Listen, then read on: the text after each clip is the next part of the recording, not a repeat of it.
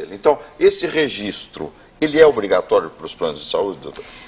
Perfeitamente. Desculpe, ele é obrigatório. É obrigatório. No caso, o senhor representa o plano do Hospital Samaritano. Exatamente. Ele está lá registrado.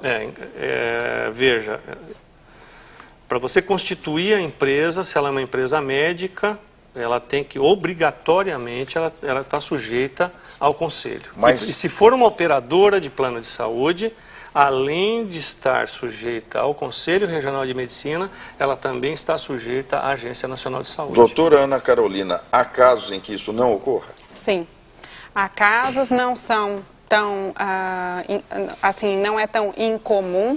Nós temos aproximadamente no Brasil 3.000 operadoras de plano de saúde.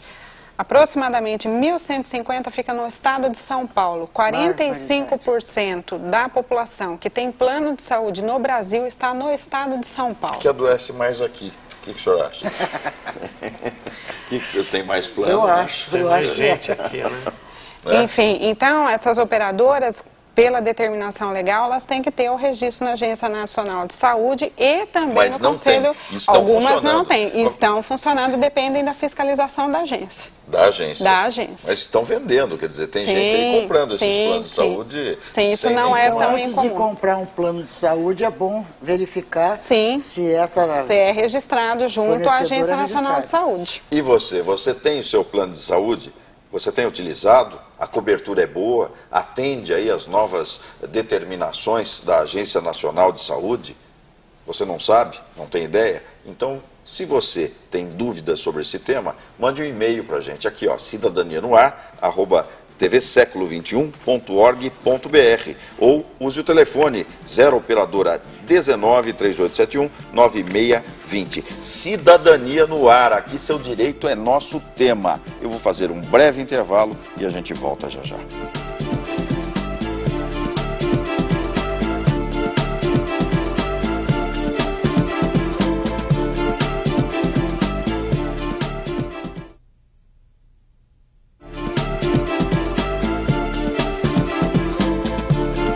Bem, amigos, de volta para você com Cidadania no Ar, aqui seu direito é nosso tema, participe, Cidadania no Ar, @tvsecolo21.org.br ou pelo telefone 0 operadora 19 3871 9620.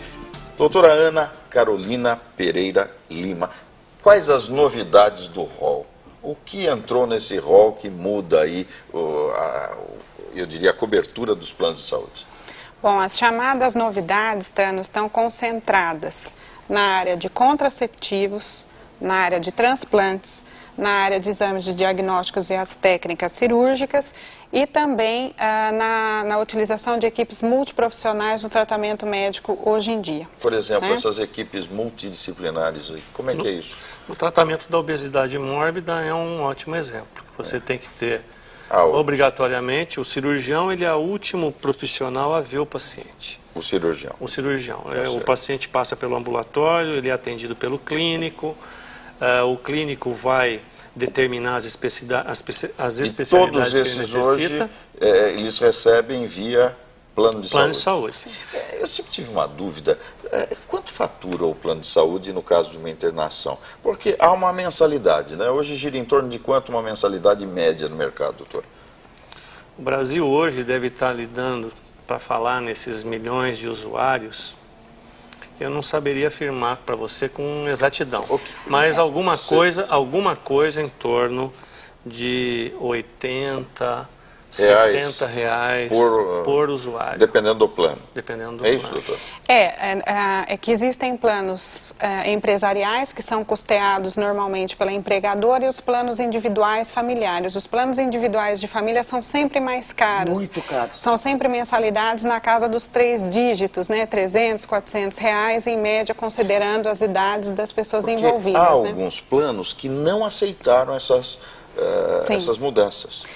Houve uma ação... Estão pleiteando o aumento da mensalidade. O Sindicato das Empresas de Medicina de Grupo ingressou com uma ação com mandado de segurança na Justiça Federal do Rio de Janeiro e essa semana a juíza da 22ª Vara, ela negou a liminar solicitada.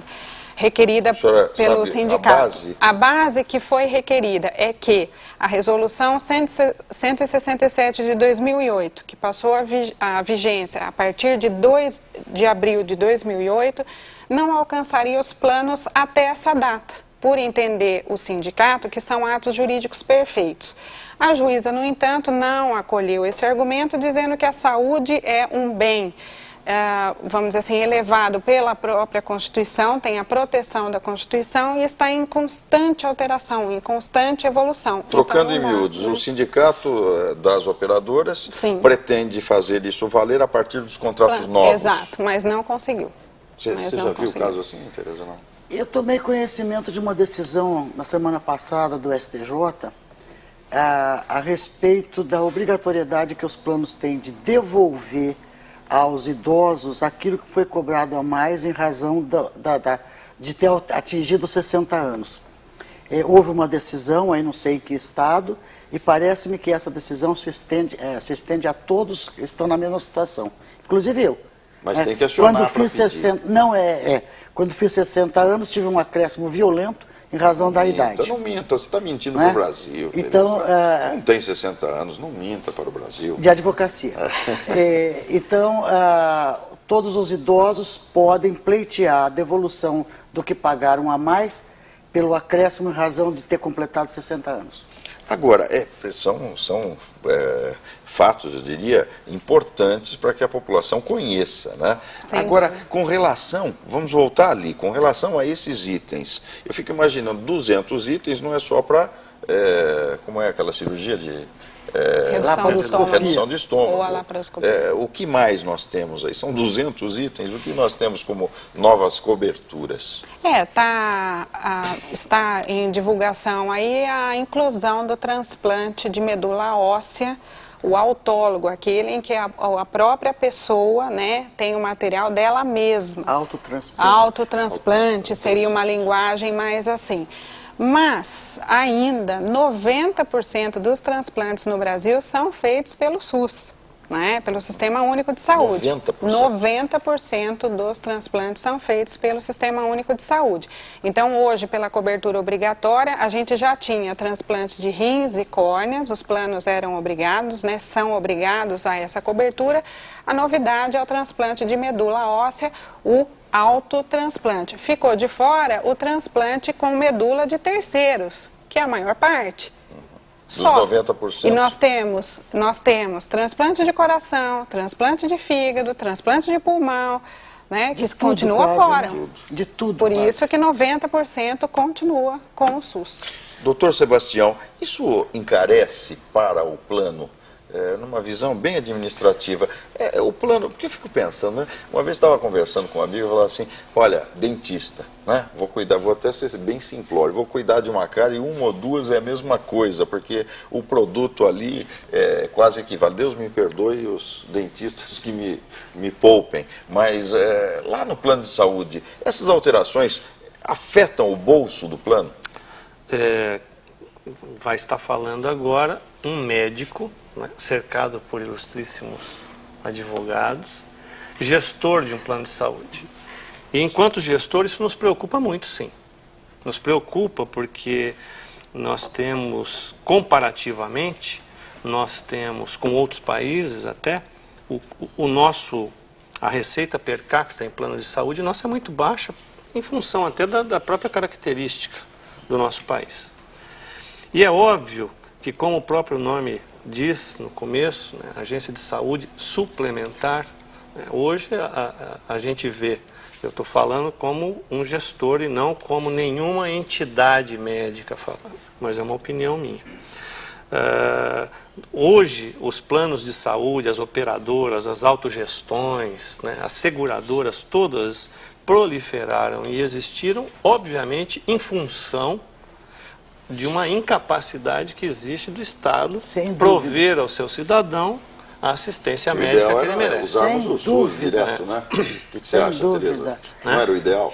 O sistema de saúde teria que ser, no mínimo, suportável, né? No mínimo. Então, veja, é óbvio que, com tantos anos, inegavelmente, a Agência Nacional de Saúde, eu acho que foi um ganho para o consumidor, foi um ganho para o Brasil. Mas vai porque apertar o bolso